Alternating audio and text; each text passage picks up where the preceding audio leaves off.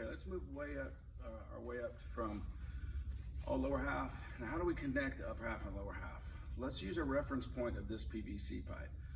So if you'll hear myself or anyone else ever talk about 90-degree angles, okay? 90-degree angles from the spine is how our body works. If you go to the doctor and they're gonna have you raise your right arm, they're looking at extension, external rotation, internal rotation, 90 degrees from the spine. Everything in the medical field is 90 degrees from the spine.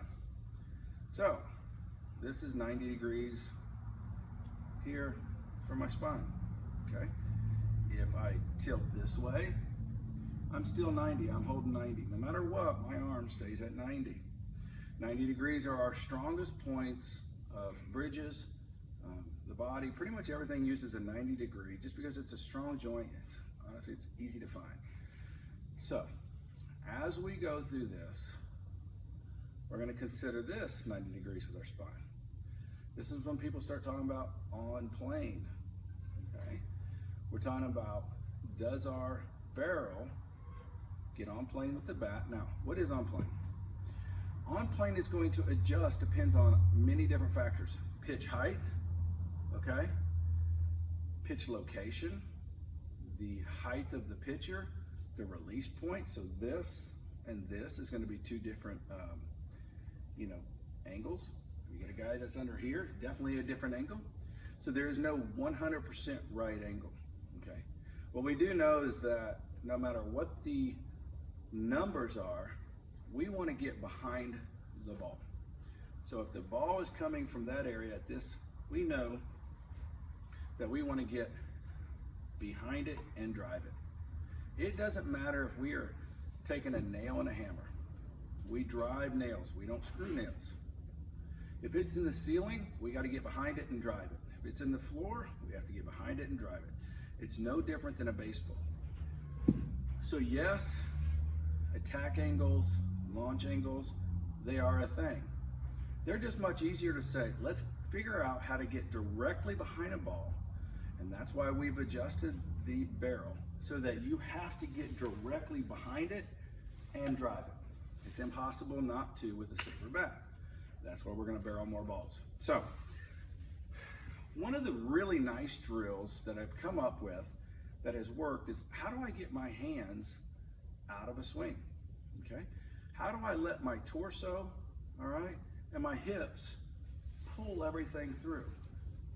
So I like to take my top hand, okay? So if I'm hitting here, I take my bottom hand off, I get at the bottom of the bat, I'm going to label up, and I'm going to take my right hand to my left shoulder and make sure that I am level with my clavicle. Many people have seen this drill before. The ball is going to need to be set middle or back because you're just not going to reach it. You're going to be out here.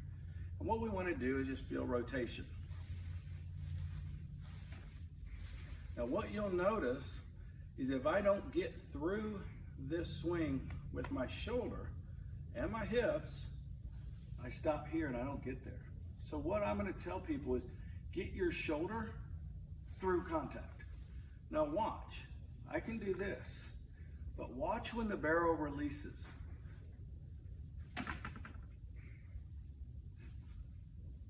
So for me, the end of range of motion for my back shoulder is about right here. As I get to contact, my barrel is going to release. I don't have to really focus on, am I releasing the barrel? It's going to release on its own. Each segment of the body has to stop before the next segment can speed up. So if we are pushing our hands, okay, we're not in position for this to throw. We need to get behind that shoulder and let the barrel release. Okay? It's going to release on its own. So you're really not going to hear me talk about releasing and things like that. What I want you to do is sequence properly. The barrel's going to release. So we're going to take a couple just nice easy drills here with balls. We're going to feel it. Then all we're going to do is simply take this top hand, okay? Instead of being here, put it here, all right? Now, what you're going to feel many times is when I get to about right here, people want to do this. and then want to start releasing that barrel. We don't want it to release yet. We want to teach you that if I'm here, that I should still be here. Otherwise, the carryover is here, and I get out here. Now my barrel's moving, but it's not in the zone. If I'm here, my barrel's actually in the zone right now, versus if I'm here, okay? So I want to teach my shoulder to drive through the zone. And it's going to release. Now, what you're going to do is just take a full swing. And you're going to feel that barrel move, okay? You're going to feel it come through on its own. And we do take some soft toss on high pitches because I don't want you trying to get down too low. I just want you to feel it.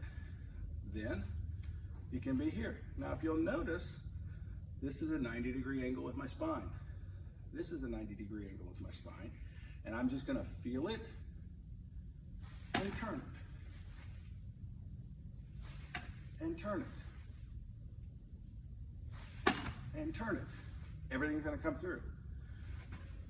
Then we're gonna go to our normal swing and feel it and turn it.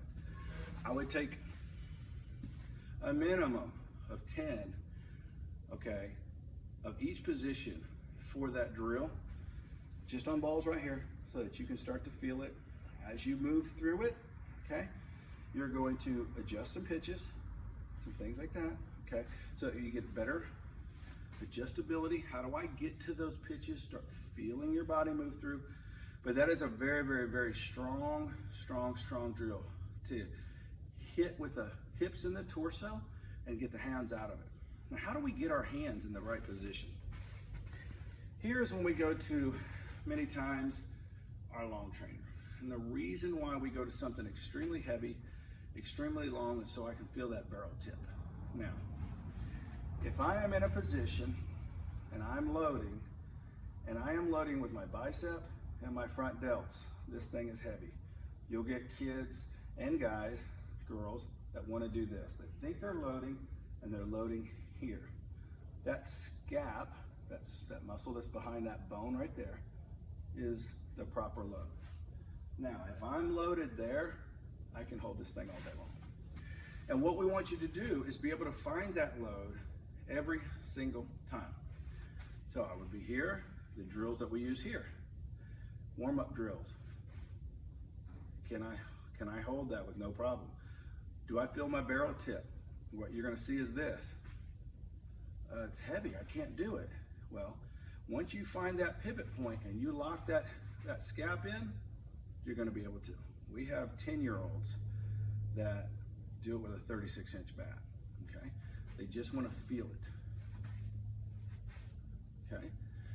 And I'm gonna feel that scap. What I'm not gonna feel is my shoulder turning in, okay? Because if I feel my shoulder turning in, my hand can still be out here. I can only feel it if I'm here. So I want my upper torso, my clavicle, the bone here, my collarbone, to stay level. My hip bone here to turn in, hold, and find this. Now, as my body starts to sequence, I'm gonna feel that thing start to turn. Right there.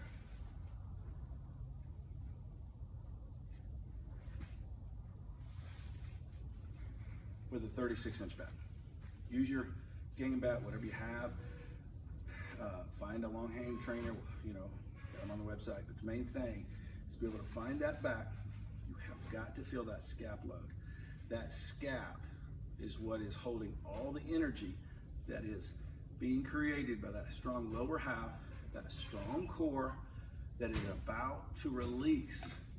You cannot get to your potential power if that scap is not being loaded. Scap load, let this turn, I stay balanced, I let the barrel release on its own.